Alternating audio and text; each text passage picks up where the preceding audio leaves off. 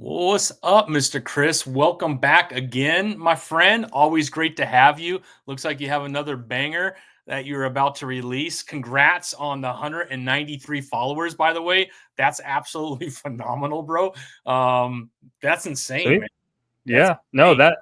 that by the way, the funny story about that is I was rocking 20 for like a month, and then one morning I woke up and it was 85, and I hadn't posted about it. I hadn't done anything. It just blew up, and then it's been slowly climbing ever since. So I mean, I'm happy about it.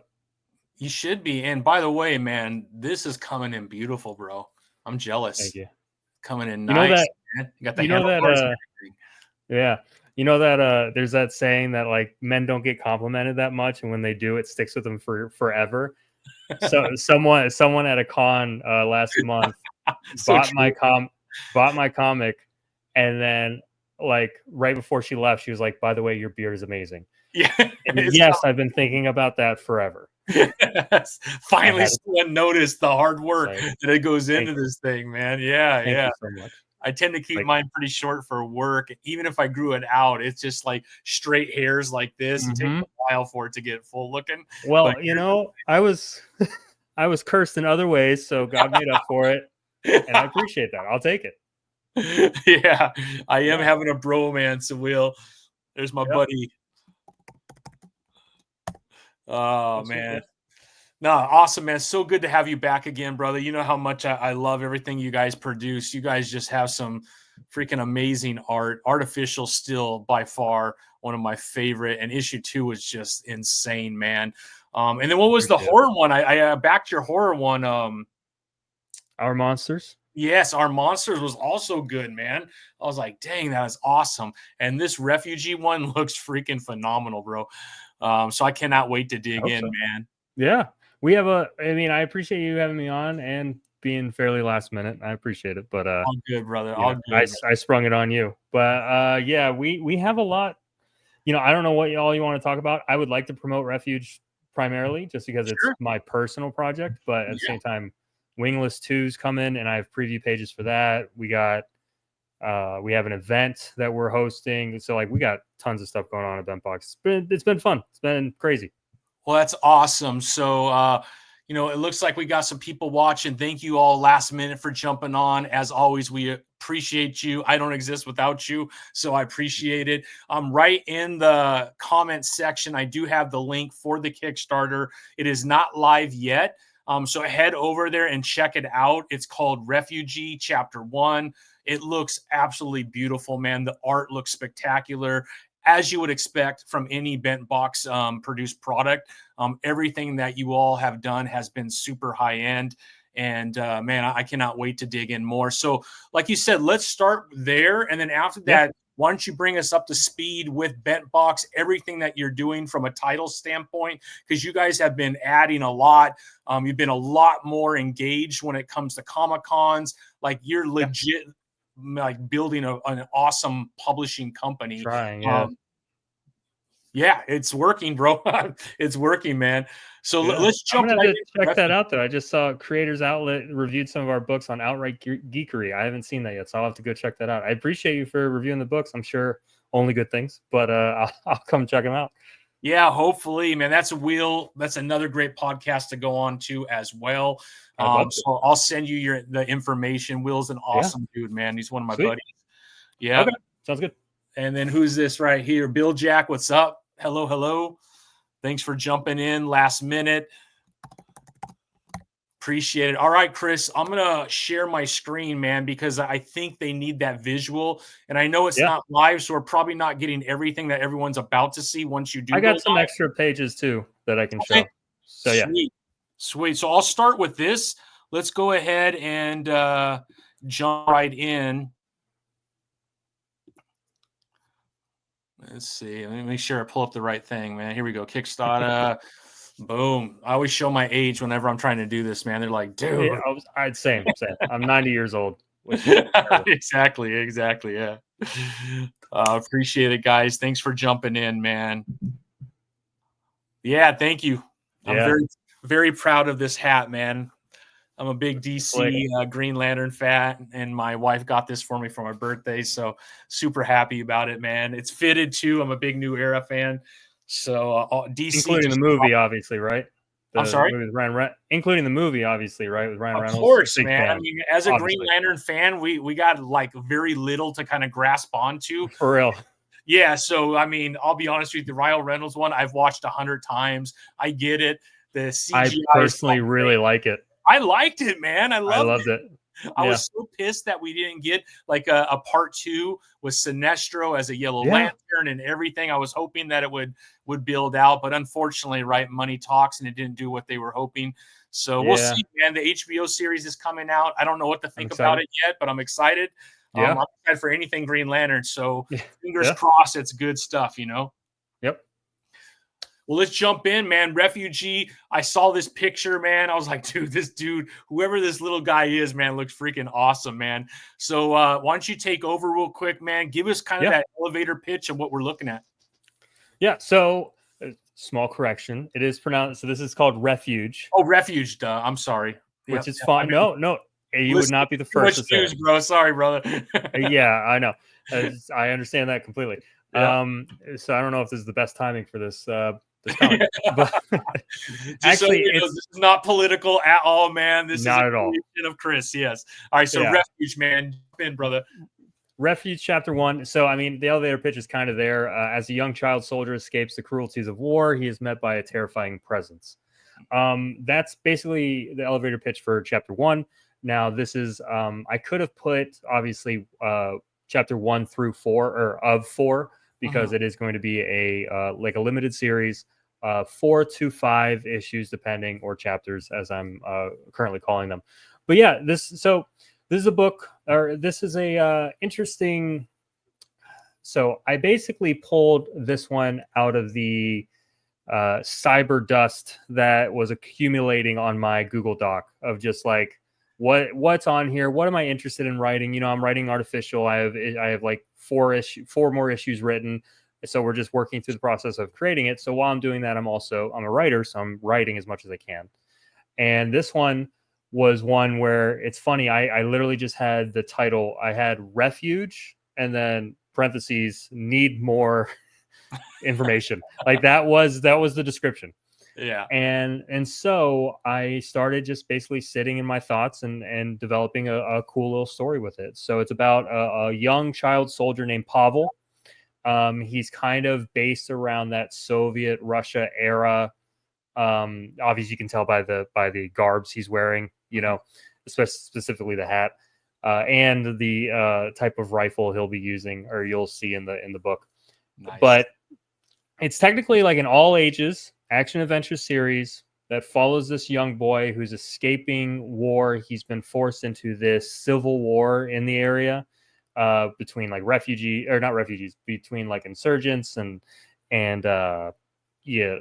hostile local groups and everything. So, but I don't really dive a lot into that. That's just like, lore Bible stuff of why he's in it.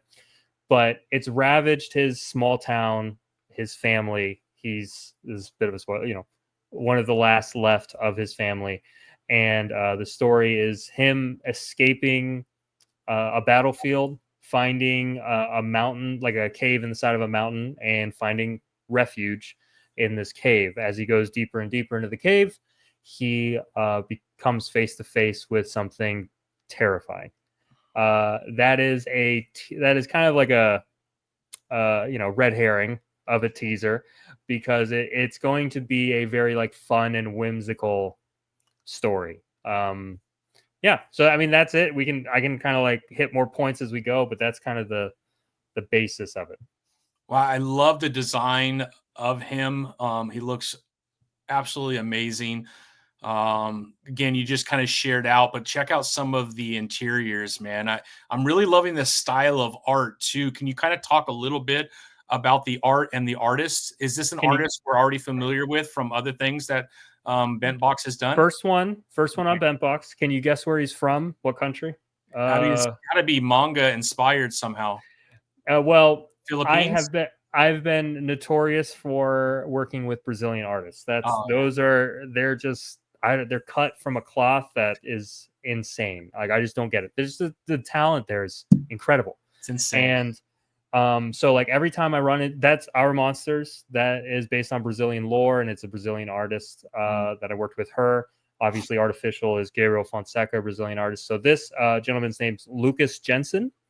He's a very young Brazilian artist. He doesn't really speak much English. He actually has a translator whenever we do our meetings, which is kind of cool. I'm learning Portuguese on the side just for fun, and because I'm working with so many artists from Brazil. And like the other day, I was having a meeting with him, and as he's talking, like he's talking so that the interpreter can respond. And by the time he got done with a sentence, I was like, no. He's gonna go. I completely understood what he was asking, which was really awesome. cool. It was one of those like, it's working, but I wouldn't be able to respond in Portuguese, but I understood. But he's a great guy. He's insanely talented. Obviously, he's been blowing up lately on Instagram, which has been phenomenal. His art. So these previews were done maybe a little inside baseball. It takes a while to make a comic book. Yep. And you kind of get your previews out when you can. These previews were done maybe 6 months ago, and I've been slowly working on the comic. His style has continued to grow and improve. So even though I'm in love with how well he did here, it's going to just be better by the time the final project comes out. So very excited about that. But I believe this is his first comic. Similar to Gabriel Fonseca, his first comic was Artificial with myself. This is Lucas's first comic as well. It's insane the talent that you have found for first comics.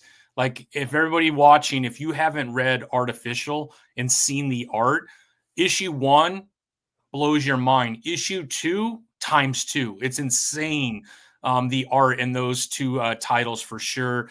And it's incredible, man. Appreciate it. Thank you. Yeah, they're insane. I mean, that's what I am attracted to as an artist or as a writer. Yeah, I have to kind of link up with. I have to see it in the art. You know what I mean? You know the style you want when you see it. And I don't know what it says about me, but if I'm looking at an artist, I want to look for the lowest follower count as possible. I'm trying to find that like diamond in the rough, a guy who is just hungry and wants to try and is enjoying the process and is invested, not someone who's just in it for a paycheck. Obviously, I pay the artist very well. They deserve it because they're insanely talented. But the amount of times that the artists that I find that aren't very well known, that they just gravitate to the project and they just go all in is something you don't see as much. Yeah. You know what I mean? With like more established artists. So yeah, it's been a joy working with him. Is he also doing the colors and everything as well? Is he doing So this is everything. So the other thing here I will mention is you can scroll for a minute and I'll bring it up. So the first page is Pavel in a crowded wooded area, gunshot or a gunfire whizzing past his head. Here is a couple pages later. Yeah. Obviously, he seems to have gotten injured, and as he passes out into the snow, he notices a small cave in the side of this mountaintop, and he crawls inside. As he works his way down the cave, deeper and darker, he is met with a growl, basically an otherworldly sound. And as he reaches out to see what it is, there it is. Yeah. Incredible, man. Yeah. And how long have you been working on this? You said 6 months at least? So that was when we originally started the project, was 6 months ago. Now that was basically the script's all done. The thumbnails are done. Like I could show thumbnails. I could show for the entire or the entire series.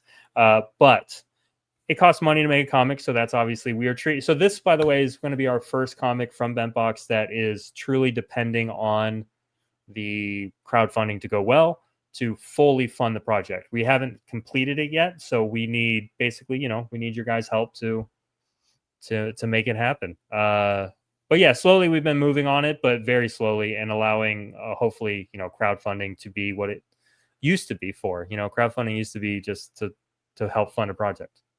Well, I mean, we were kind of talking before I hit record, but 193 followers. Obviously, with the work that all of you have done on all of your other titles, people realize the quality that's being produced by Bentbox. So it's no surprise that people are jumping right in because everything you guys have done has been such high quality. But this looks awesome, man. I don't know what kind of vibe I'm getting, especially with like the face right here, almost like a Yeah, Pixar almost. yeah. No, and that's one Which of is those things. Like incredible. that's one of the things is like the more when I wrote this. So that's something else I'll mention is that other than sound effects, you're seeing crack, you're seeing growl, you're seeing roar, you're seeing that, or the bang, bang, bang from the gunshots. There aren't any letters going on in this comic, and there's a reason behind that. So Mm, this comic, along with Blossom, if anyone's familiar with John Shell, he yep. made a book called Blossom that's truly beautiful, and it's a very deep and touching story, very personal to him and his life and experiences. It was made without lettering. It just lets the art, tell the story. So I was very intrigued by him doing this and how well it went. I thought it was very well done and it was very well received.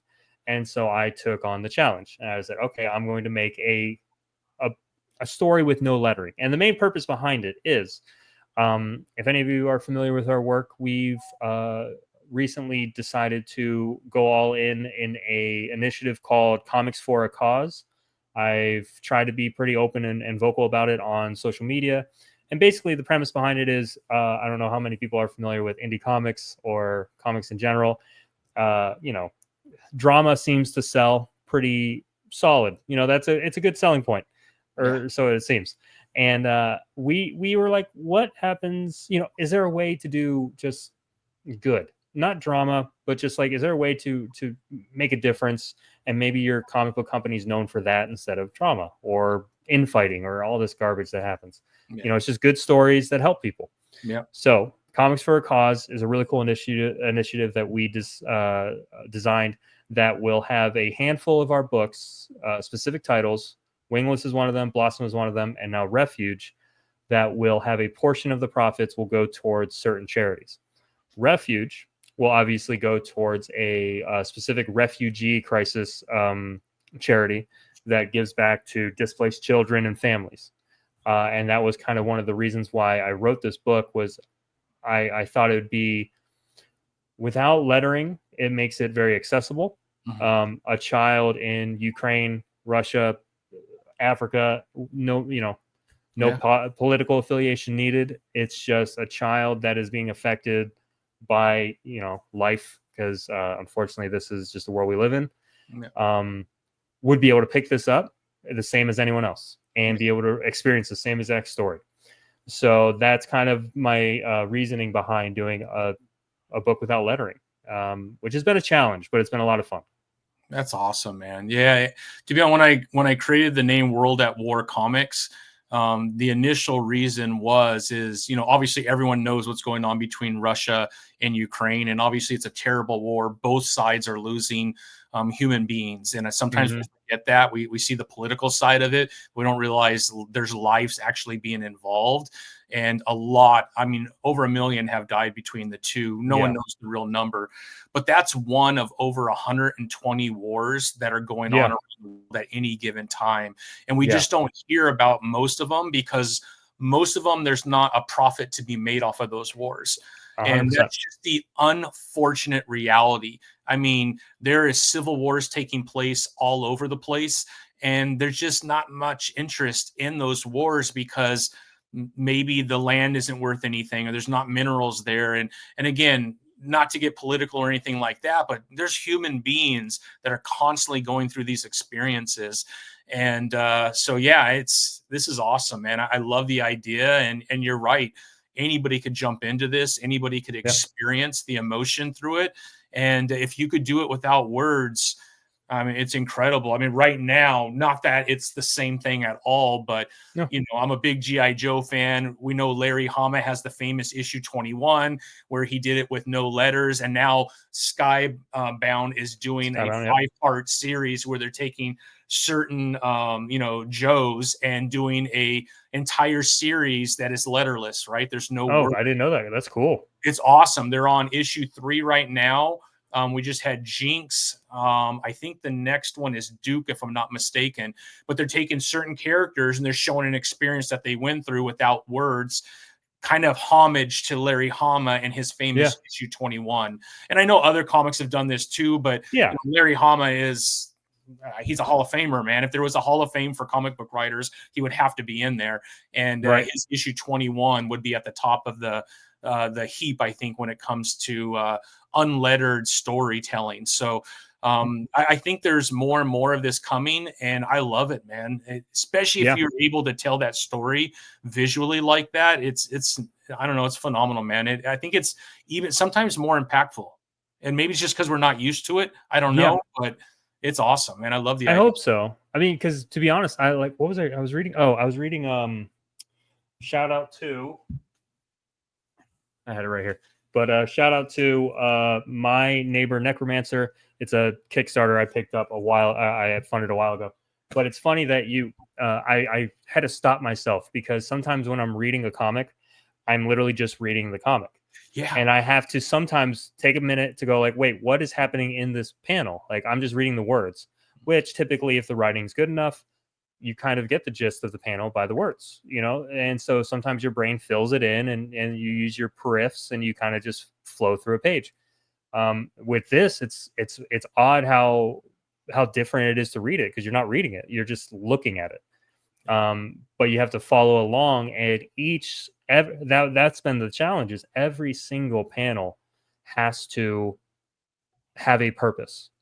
There's no exposition panel. There's no panel of two dudes sitting at a diner with thought bubbles that explains the whole story. That's not something that happens in this type of book. It just can't. Otherwise, you're like, okay, they're sitting down and okay, what? Okay. So every single panel has to have a purpose, has to have an action, has to have a facial expression, a look to tell the story. And that's been kind of the challenge, but it's been a lot of fun. I think we're hitting it pretty well. I've even had Lucas, the artist, who obviously has read the whole book, and he said, has read everything so far, and he said that, based on the script, he says it's very cinematic in how I'm telling it. He goes, I can picture every single panel, and he goes, and I think that's what's going to make it good. He goes, I can see in the writing that it's going to be good as long as I do my job well. And I was like, well, you're doing fine. So I think it'll be good. I think so. There's one other creator. He owns Critical Entertainment. Critical Entertainment. Yep. Chris something. Yeah, Chris Rita. He has a comic book called The First Americans, and there's 2 issues out right now, which if you're listening, it's phenomenal. And it really follows the first tribes of the Americas as they come through Russia, through Alaska, down through Canada, and start to settle in the United States, and just what those people went through that travel. And there's no words, but man, you're reading it and your heart's racing, and like, it's crazy, man. It's just, I think there is more space for these kind of stories to be told. And like you said, if it's done right, the emotion comes through even without the words. So I cannot wait to get my hands on this one. Because this looks awesome, Chris. And honestly, I do the other juxtaposition of Kickstarter campaigns or the indie scene is, to be honest, there's not a ton of like children's books, and true. I wouldn't even necessarily classify this as a children's book, or at least I'm not marketing it that way. I mean, there's a little bit of blood in the beginning, which was a topic of concern because we were like, how much blood should we put in here? And we took some away, and we're like, all right, let's make it dull and not very vibrant. And obviously, though, we are dealing with conflict and loss, and it's going to be a heavy story and like PTSD, but from the view of a child, which is like, that shouldn't even be a thing, right? We should all agree about that. And so it's an interesting balancing act to allow this all ages book that is something to where I would be more than happy to have my son who's 9 read it, and as well as my daughter who's 11, as well as you. And I think that it would have just the same, probably not the same impact, but some form of translation between all 3 of you that you would take something from it. So, I'm not trying to wax eloquent here, but no, I love it, man. I love it. But that's kind of the vibe or the feel I'm going for with this. So, in a world full of like a lot of honestly mature books that are on Kickstarter or aimed towards adults, I figured I'd give a shot at, hey kids, here's something cool. Maybe, Not safe for work dominates right now on Kickstarter. So which is honestly why I'm a it's little crazy. concerned about this funding. As much as I would love to say I'm very confident, Yeah. if you meet a Kickstarter guy, I mean, if he's doing not safe for work, he should be pretty confident that it's going to fund. But if you're not doing not safe for work, and you say you're confident, I don't believe you. You're putting on a face, because it's a cutthroat business out there. But that's why I'm very thankful we have 194 followers so far. That's fantastic. Just I've got another posted one right now. Yeah. Thank you. Sweet. Thank you so much. So, I mean, that's kind of the incentive right now. I have already made it known that as soon as we hit 200 followers, we're going live, because the campaign's ready. Yeah. So if we hit 200 followers within the stream, tomorrow morning it's going to go live. Nice. And now I regret even saying that, but just because I'm nervous. But yes. So feel free to follow it, share it. I appreciate it. Well, there's quite a few people watching, so get over there. We have enough right now to make this baby go live. So head over there. No, head over there and hit that button, man. Let's get this thing going so that we can all jump in. All right, I appreciate You said it. Chris. It's your fault. I brother. know. I regret. It's my own stupid head. I agree. So this is the pre-launch page. I appreciate you checking it out. It's only like 4 preview pages. If you're willing, because you got people watching, and you're awesome, I can show off the covers. We have 3 covers. We have the standard and 2 variants, and then I have some behind the scenes concept art. If you're willing to let me show it off, you should be good now, my friend. All right, let me show. See here. So Tommy was 90. Now it's my turn to be 90. All right, hold on. Share screen. Window. Boop. All right, let me just make sure this works right. All right, let me know if you see it. Yeah, it's coming up right now. Boom. There it is. So this is the standard edition cover of Refuge Chapter 1. There will be a Chapter 1 right here. This was like the original design for like the full book, but then we broke it up into chapters just so it's a little bit easier to create. But yeah, Refuge Chapter 1. This is the standard edition cover. Obviously, my name and then Lucas Jensen's name. And then I hope this goes to the next cover. I think I said it. Yes. Okay. Oh, that's Here awesome. is one of the variant covers. This is by Gabriel Fonseca, the artist of Artificial. I love him so much, and he's so insanely talented that I had to. No offense, Lucas. But he is talented, though. He is insane, man. The second he showed me this, I was like, oh man, I want to make it like this now. But there's like a grittiness he's really bringing to it, that maturity. Yeah. He just killed it with this cover, to where the vibe we are wanting is Lucas Jensen's art. So I'm more than content and happy with Lucas, but just a testament to Gabriel. He's so good. Yeah. 100%. So this is the variant, and then I got a 3rd variant. Oh, that's cool. So because the story is kind of going to be a Calvin and Hobbes type vibe, and I definitely am going to be taking some inspiration from Calvin and Hobbes, because I'm a huge fan of it. I have all the books. I grew up reading it with my dad.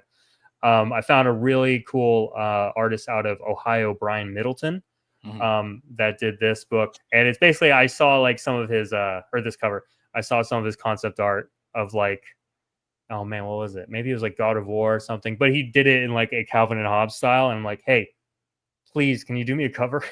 I was like, because this is just perfect. That is awesome, man. And like you said, Calvin and Hobbes. I mean, I think a lot of us grew up reading that. This is insane. That's awesome, man. So I'm a huge fan of this. I love all the covers, to be honest. And I'm not a big variant guy. I'm more like, steak and potatoes. You get what I want to give you, and that's it. But I found so many talented artists that I'm like, this, it's just, I have room for it. So let me see. All right, here's some concept art for Pavel. Something else you might kind of be taken away from it is there's a bit of like an Iron Giant vibe to it. I think that's another inspiration we pulled from. Obviously, we went with kind of a mixture of these 2 designs right here. But yeah, we had a bunch of cool designs. And then for the Beast, we had a bunch of designs. I think this one was our favorite at first. Yeah. This middle one, but then we went with this one. This one is technically the Beast.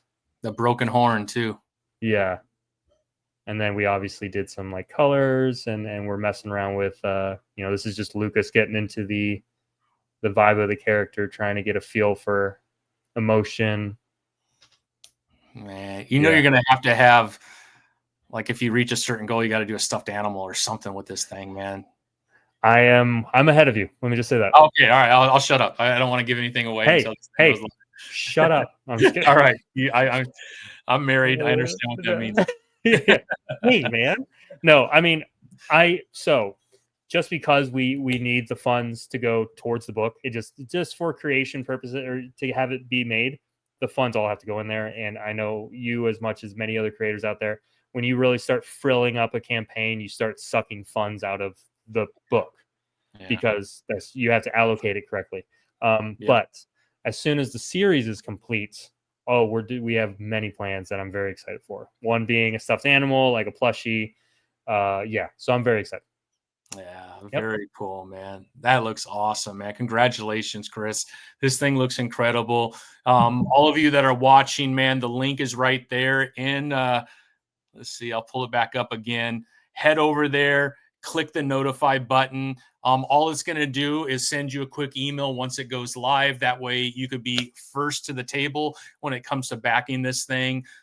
So thank you to the one person that did jump in there. There's enough of us here to make it happen. So if you want to just head over there, costs you nothing. There's no commitment. You're just going to get an email saying it's ready to go. And then you could go back into the Kickstarter and you can see a lot more detail once it goes live. And then you can make your decision there. So really, you're not on the hook for anything other than getting this thing live and then being able to see or get the reveal of some of the more details that will be in the Kickstarter, which will be a lot of fun. Yeah, I appreciate it, guys. I think you're gonna like it. Yeah, I think so, man. This thing looks awesome, man. I love it. Well, let's jump over to just Bentbox, everything that you're kind of doing with Bentbox. We kind of had a little bit of a conversation about this, and I think your long-term vision, the last time that you were on, but you were still working through some things. Maybe you've gotten a little further along as far as what your goals and plans are, maybe over the next year. Maybe you could kind of talk about that. Yeah, I'll try not to be too heavy-winded, but I've been very busy, which is, you teeter on the edge of burnout at this point. But at the same time, when you're having fun, it's not really that much of a burnout. But I've been busy, so a lot of things going on at Bentbox. One big thing is, so John Shell, who is the writer of Blossom and Wingless, and a bunch of others, Last Swan, Worlds Forgotten, all these things. He was originally a co-owner in Bentbox. He's actually stepped down, and by no means any kind of like a issue there. It's actually because his wife is pregnant, and so they're starting a family, and he's just basically throwing himself into it, and it's great. And so he's just taking a step back. He's not taking a step back from writing, so that's the great part. The only downside to it is now I have a lot more on my plate because before we were kind of sharing a plate. But anyway, so that's one little bit of news from Bentbox, but you should still see some bangers coming from John soon, specifically Wingless, which I'd love to show off. I just have 3 quick pages. I have the covers. I have the cover too, but I don't know if he wants me to show that. You show what you think you should show. I mean, what I can do is let me go to your website and let's show everybody what you've done so far. Is that okay? And so you can even look at the Comics for a Cause site. You can just do a quick flip over to it and stuff. Yeah, feel free. Let's do that. Let's go over to your website here. So as we kind of go through the website, right, you can see obviously the creator team. Here's John that you were talking about. Here's Jeff. So yeah, the Johns. We got Johns, and that's always hard for me. Here's some of the artists that have already worked on a lot of the stuff that has already been produced, which is really cool. I got to meet Luna, the last time, which was awesome for our monsters, which is great. So yeah, just great work, man. Great team that you have here of folks that I mean, Bentbox is really growing. Let's go to Comics for a Cause, since we kind of already talked about that a little bit, and maybe you can kind of walk us through this right now. Maybe start with Smile Train. Yeah, it's quick and easy. So Comics for a Cause, once again, is the initiative that we set forth to give back, to make comics for a cause. It's kind of written into the name. But so Smile Train is, so Blossom is the book that's giving 10 cents of every purchase to Smile Train Foundation. The purpose behind this is, so John Shell wrote this book, and it's based on his own life experiences of um, his daughter being stillborn, and there was this. She had cleft lip and palate. It wasn't caught originally, and that's what semi led to a lot of complications, which inevitably led to the stillbirth. And it lays heavy on him, and he's now to a point where he's starting a family again, or he's pursuing that again. But for a while, he hadn't, because of this situation that he went through. And he had the heart to put it all on paper.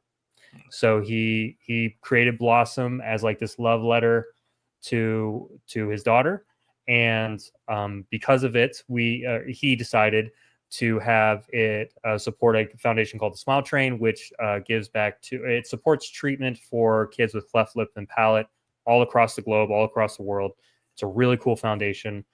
He gave a huge portion, or I think like pretty much all of it, other than the printing costs of his Kickstarter, to the Smile Train, which is this nice lump sum of cash to them to support. And now every 10 cents of Blossom will go towards the Smile Train. So you know that your purchase goes towards benefiting a child in need.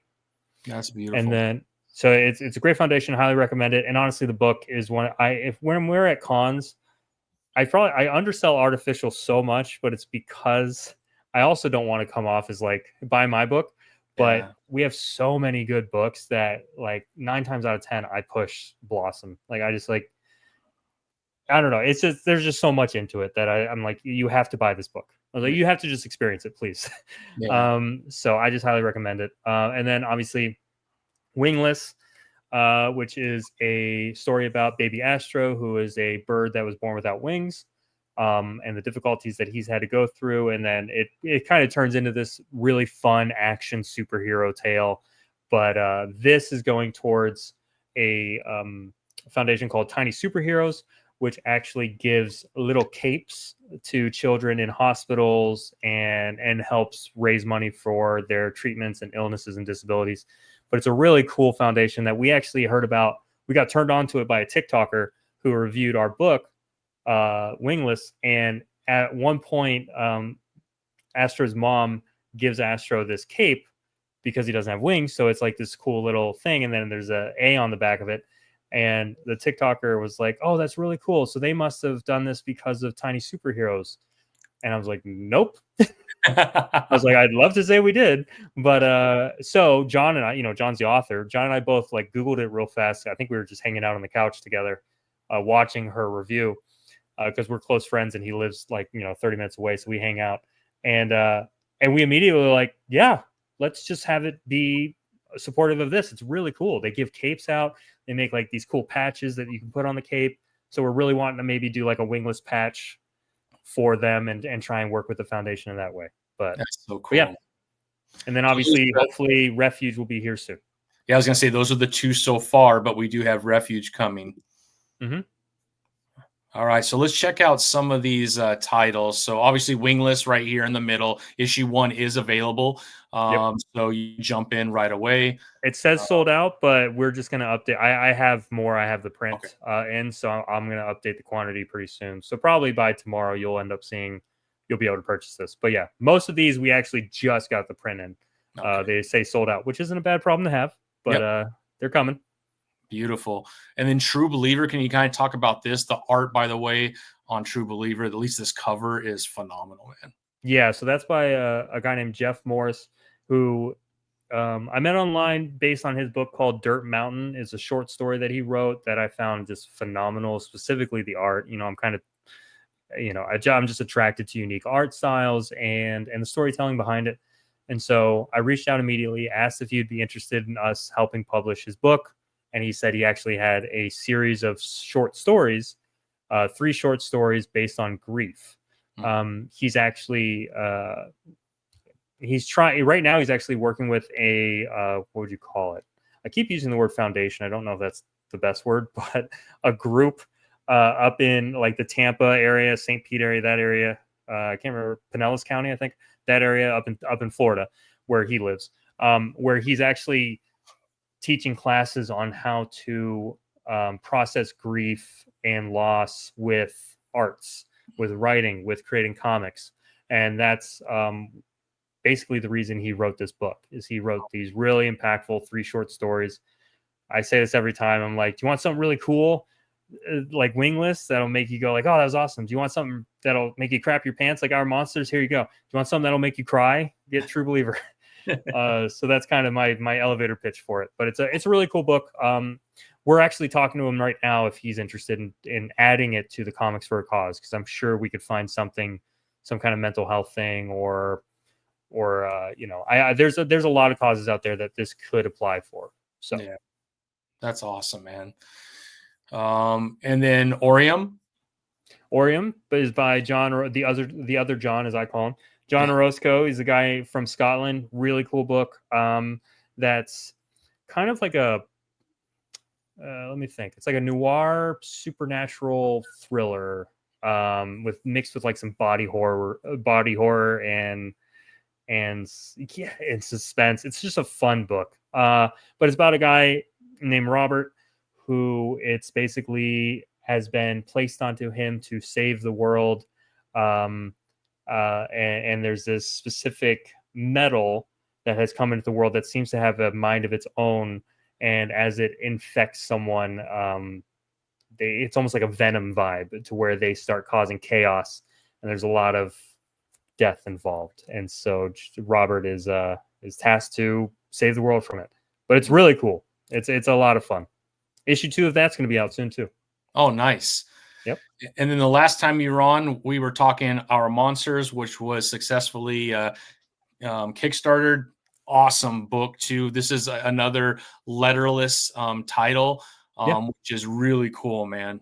Really freaky as well. And that's so it says volume 1, and the main reason behind that is hopefully it was released on Halloween 2024. Our goal is 2025 volume 2, 2026 volume 3, and just kind of continually grow it. And then honestly, my thought was, because I mean, you've seen it, and if any of the watchers have seen it, it's mainly just art, but it's like these short horror stories, single page horror stories. So my goal is to maybe after like 4 or 5 volumes create like a coffee table art book for like Halloween that you would put out on Halloween. That's cool. So I'd probably remove all of there's a little bit of like a narration I put in there. That would probably all be gone. It would just be images, like a fun little hardcover. Yeah. Yeah. And that's from Luna, right? Luna. Yep. Luna. In Brazil.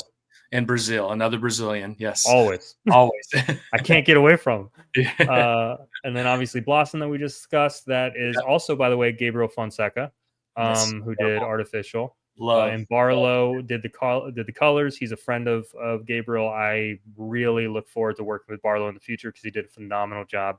So I'm definitely gonna work with him in the future. But we already kind of had a pitch on that. To highly recommend it. It says sold out. It'll also be updated soon because we just got the print in. And then you got my babies, Artificial 1, and then Artificial 2. So they're cool. Art you will see, by the way, it's just phenomenal, man. And I couldn't believe how much. Like, I want to be careful how I say this because issue 1 is phenomenal, and then you get to issue 2, you're like, is this the same artist? Like, you could tell it's the same artist, but it's like another level. He just took it to a whole nother level. It's there's a scene of that city, which we won't give anything away. It's just the detail and the color and everything about it I fell in love with, man. He did a phenomenal job. The whole team did a phenomenal job. Issue 1 is actually free to read digitally on Global Comics. So if you're interested in the story, go check out issue 1. And then if you want to support it and get a physical copy, feel free. But then if you want to continue the story, you can buy issue 2. Yeah. Issue 2 is insane, man. Insane. I'm very, very happy with the series as it's been going. Yeah. We have so much. I don't know how much time you have. Yeah. I mean, we'll go through. Let's just go through 2. Okay? Yeah. So here's the cover 2 of Artificial, right? Yep. So that's one thing. Every issue of Artificial will have a propaganda edition, and that is a black and white with a splash of color.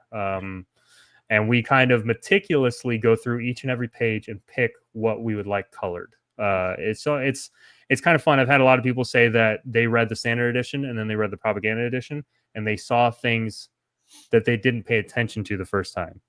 And that's intentional. We did that as like let's focus on the letter in this specific page, where last time, so it's pretty fun. I love doing that. It's just a blast. So we're definitely going to continue that as we go through the series.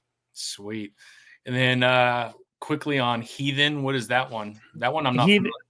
Yeah, Heathens by John as well. That's actually, I think, his basically his first comic he wrote, but it's about a young boy named Kyle who inherits Death's powers, almost like the Grim Reaper, and finds himself in this power war between heaven and hell, between like the archangels and Death.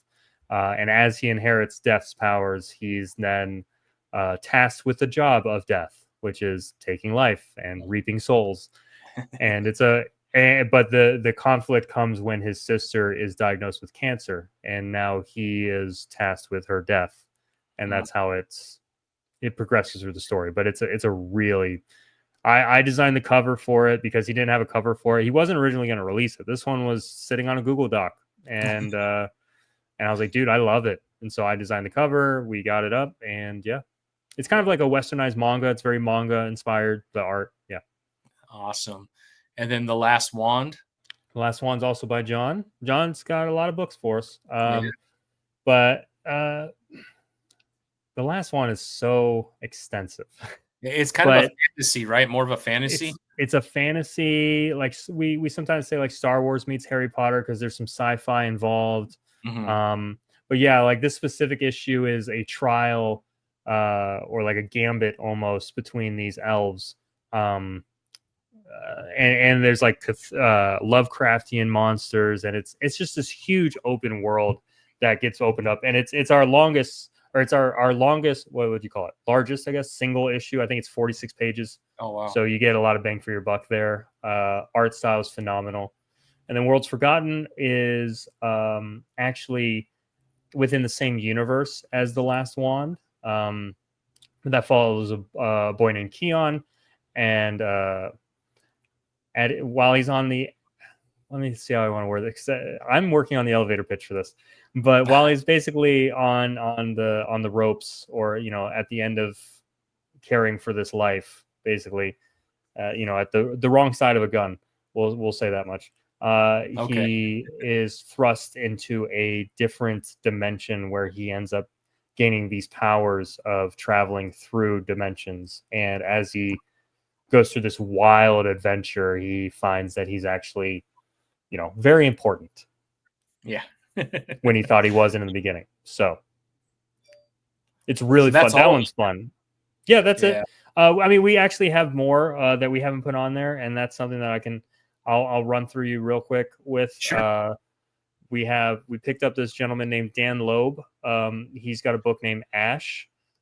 We picked up issue 1 of that, and that's going to be added to the store very soon. It's about the Climbing Boys, which is actually a sect of Irish migrants in like the UK area that were seen as basically non-human. That was a very similar vibe to them as like a slavery type idea.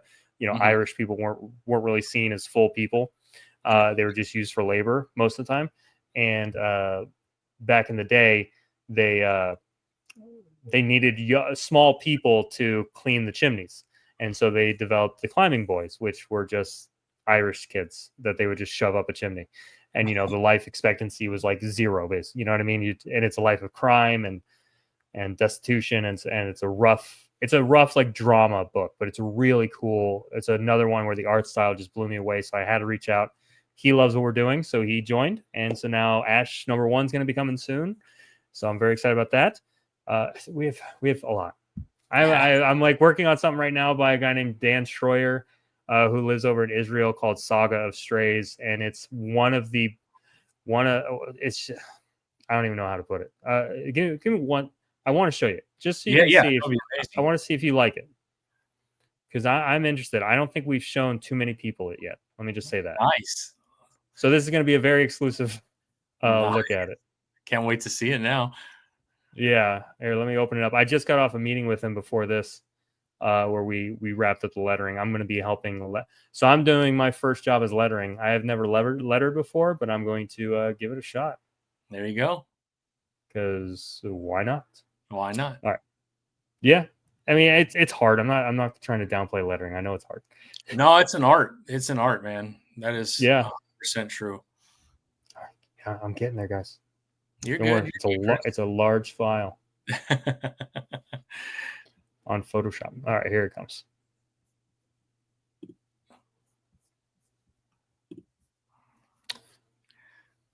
Oh yeah, this one's pretty cool.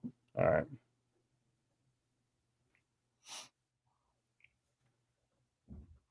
All right. As soon as I can just get the screen to record, give me a second. Not to record, to show my screen. Yeah. And here we go.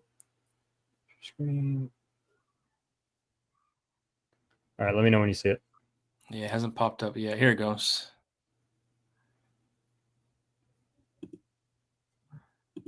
There it is. Oh, dang. That's like, dude, that looks like Brett Booth art from Spawn. Yeah, it's very Spawn-esque. He's got a lot of. This is his first comic. He's the artist too? Yeah, so he's the artist and writer. His name's Roy Schroyer. He's come from video game art. He used to do video game art. And dude, that is insane, man. But it's fun. It's just so good. And this is the prologue, so this is kind of like telling the story of one of the main baddies. Yeah. Gee, that is crazy, man. So it's gonna have like a lot of kind of body horror and gore, and it's gonna be a wild. He's given me a breakdown of the story so far. It's pretty fun. Dude, the art is insane. That's for sure. Yeah. So anyway, there's another one coming from us. Yeah, you guys are on fire, man. On fire. Just like over the last 2 years, it's just exploded. Yeah, I mean, I'm trying to put in the work, man. Trying to make a nice product for everybody. But well, so far everything's been such high quality, man. So congratulations on that. I appreciate it. Not easy what you're doing, that's for sure. Small publishers have it very difficult, but it definitely has to be passion. If it's not passion, man, it's not going to happen. I'm having so much fun. So like I'm not stopping anytime soon because I'm just having fun. As soon as it becomes not fun, then then it's not good.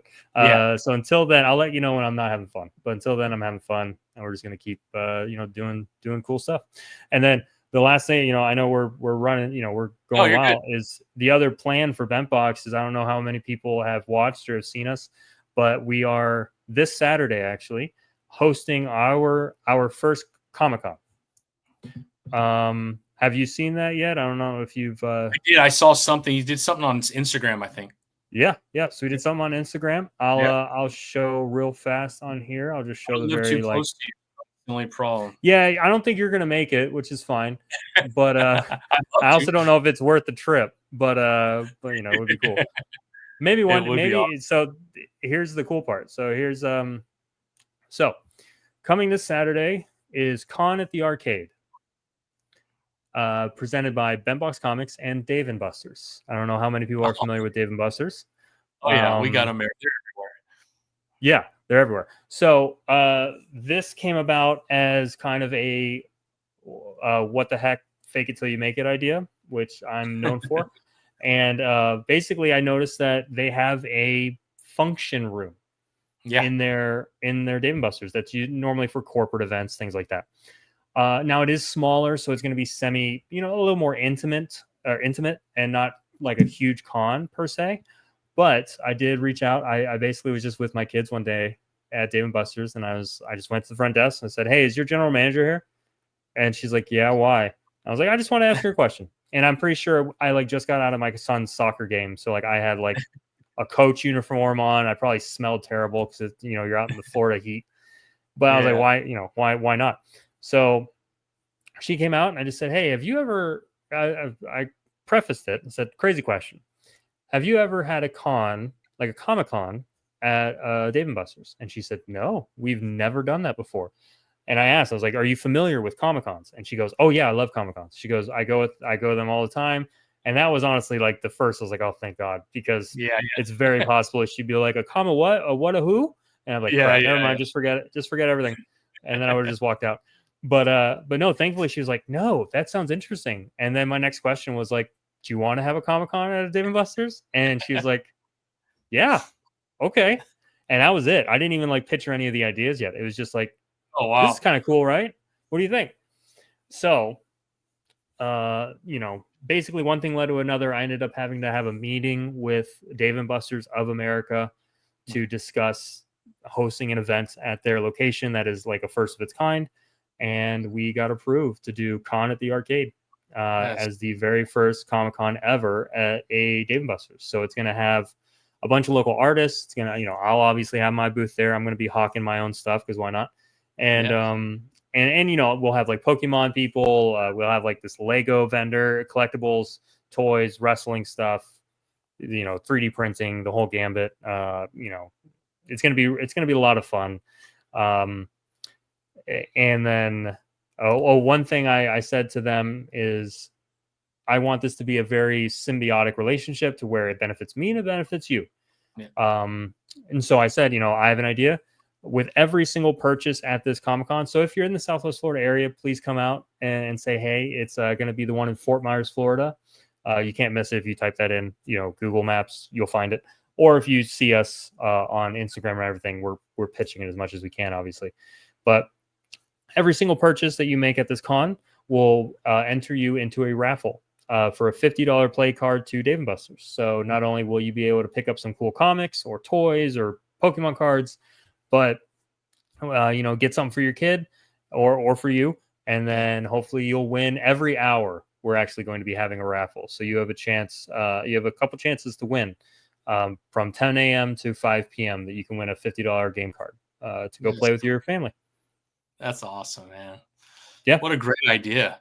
I hope it does really well and that this becomes like an annual type thing, man. That'd be awesome. So you're thinking small. Well, let's chump change, Tommy. Let's go crazy. That's what I am. I am crazy. Every Dave & Buster in the country, man.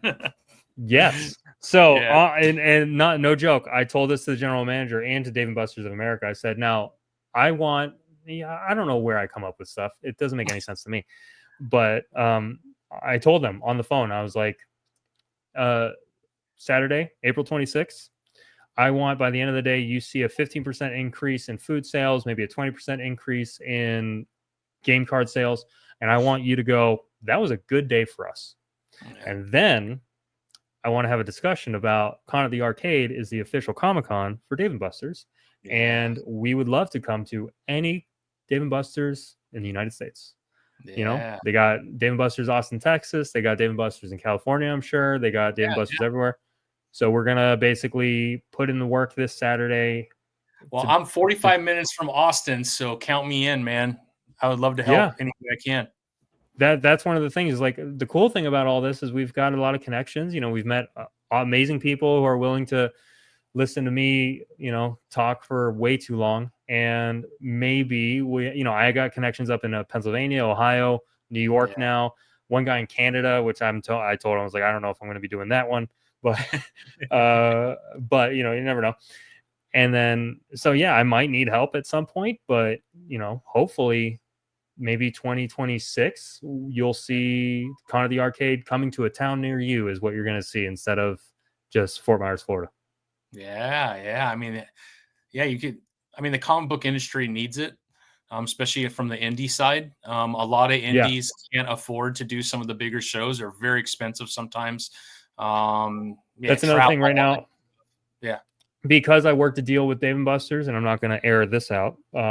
This is way behind the scenes baseball, but I have a good deal on the room, and I by no means, and I had a discussion with a couple of people that I work with, and I was like, we could make buck, we can make a lot of money hosting this con, and I just didn't feel comfortable doing that, just to be completely honest. So, every table's $100. I could have went cheaper, honestly. I probably might go cheaper moving forward. We'll see. But, yeah, most cons, yeah, it's 150, $250. Yeah, like you said, the big ones, Tampa Bay Comic Con, which is by me, and then San Diego, and then wherever, you're $800 to $1,600 depending on what you want to do. Yeah. So, yeah, it's been fun. I've had a lot of good feedback. Yeah, we're gonna have local artists, like I said, and a couple other indie comic people. So I'm happy to give them a place to sell their stuff and hopefully get a new audience, specifically an audience that probably wouldn't originally typically go to a Comic Con. I'm curious about. I'm honestly very curious how Saturday will go. Yeah. Yeah. I'm hopeful, but at the same time, we've marketed it to Comic Con like enthusiasts and collectible enthusiasts and Pokemon people and everything like that. But then it's just a Saturday at a Dave and Buster's. They're Yeah. busy on a Saturday almost all the time, and it's a free People will be event. coming in and out, and it's free for anybody to go. Yep, free event. Yeah. Doors are open. You get a Just lot of funnel on traffic. in. You'll get a lot of traffic. I'm hoping, and that's why I'm Saturday pitching, has to and be their that's why biggest day, right? I hope so. Yeah, I would think. I mean, That during that's football season, probably Monday nights because they well, do have the that's yeah, bar in the middle. But I think for Saturday sure. families. I think that's the day for families. Yeah, and that's what honestly the main reason why we're doing this is she said, "Can we do it on the off season? That way we have a bump, like a nice day where we do well where we typically wouldn't." Mhm. So that's kind of honestly why we're doing it on the day we're doing it. Yeah. So it might be that kind of event where I talk to Austin Comic or Austin Dave and Buster's and be like, "Hey, August or no, not August, probably around the same time, April or whatever, May. It's your off season. You want to have a nice Saturday. You want to have a Yeah. better than normal Saturday. Hit me up." Yep. So I'm excited for it, and that's why. And I'm hoping a lot of foot traffic, like you said. I'm hoping a lot of interest, and then I'm also hoping that the raffle tickets will incentivize people to actually support these local artists, indies.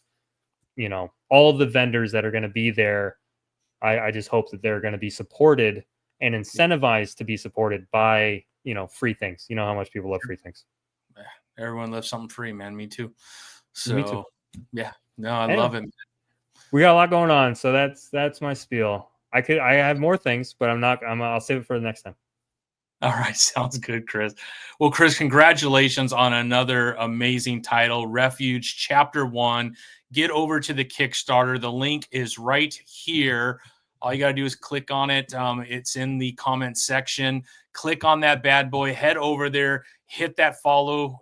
It'll say notify. Hit that notify button, and you'll get notified when they hit 200 and it goes live. So hopefully by tomorrow you'll be able to make that happen, and we can start to see some more details, and we could actually back, which would be awesome, man. This thing looks phenomenal, though. Congratulations, Chris. As always, you're doing things right, my friend.